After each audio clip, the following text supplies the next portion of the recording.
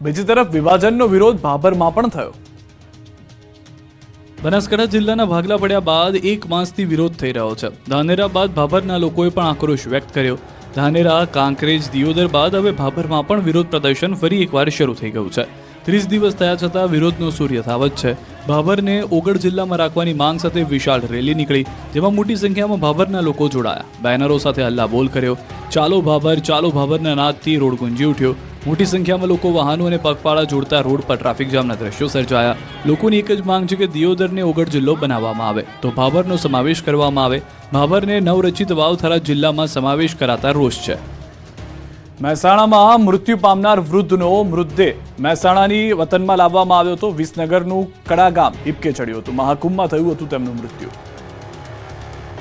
પ્રયાગરાજ મહાકુંભ સંગમમાં થયેલી ભાગદોડમાં 30 શ્રદ્ધાળુઓના મોત થયા હતા। એમાં એક ગુજરાતી શ્રદ્ધાળુનું દુઃખદ અવસાન થયું। મૃતક મહેશભાઈ સોમાભાઈ પટેલ મૂળ મહેસાણા જિલ્લાના વિસનગર તાલુકાના કડા ગામના વતની હતા। મહેશભાઈના મૃતદેહને તેમના વતન લાવવામાં આવ્યો હતો। મૃતદેહ વતનમાં પહોંચતા ગામ હિબકે ચડ્યું। પરિવારજનો અને ગ્રામજનો તેમના અંતિમ દર્શન માટે એકત્રિત થયા, જે બાદ મૃતદેહને અંતિમ વિધિ માટે સિદ્ધપુર લઈ જવાયો। આ દુઃખદ ઘટનાએ સમગ્ર વિસ્તારમાં શોકની લહેર ફેલાવી દીધી છે। આરોગ્ય મંત્રી ઋષિકેશ પટેલ પણ કડા ગામે આવી પહોંચ્યા હતા, જ્યાં તેમણે મહેશભાઈની આત્માને શાંતિ મળે તે માટે પ્રાર્થના કરી અને ફૂલહાર અર્પણ કર્યા। તેઓએ મૃતકના પરિવારજનો સાથે મુલાકાત કરી સાંત્વના આપી।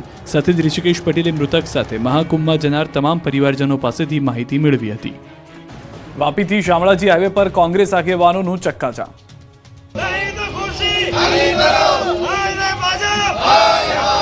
હાઈવે પર ચક્કાજામ, હાય હાયના નારા અને વિરોધ પ્રદર્શનના દ્રશ્યો છે સુરતના માંડવીના। વાપીથી શામળાજી હાઈવે અત્યંત બિસ્માર હાલતમાં છે। ઠેર ઠેર ખાડા પડી ગયા છે। રોડ પર ક્યાંય ડામર દેખાતો નથી, જે કારણે આ રોડ પર વારંવાર અકસ્માત સર્જાતા રહે છે। રોડ રિપેર કરવા માટે અનેકવાર રજૂઆત કરવા છતાં કોઈ કાર્યવાહી ન થતા અંતે સ્થાનિક લોકો અને કોંગ્રેસે રોડ પર ઉતરવું પડ્યું।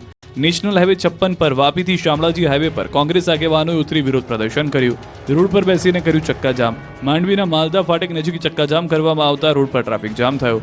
માંડવીના પૂર્વ ધારાસભ્ય આનંદ ચૌધરી સહિત મોટી સંખ્યામાં કોંગી કાર્યકરો રોડ પર બ્લોક કરતા જોવા મળ્યા। બિસ્માર નેશનલ હાઈવે રિપેર કરવાની લેખિત ખાતરી આપે નહીં ત્યાં સુધી ચક્કાજામ કરવાની ચીમકી આપી।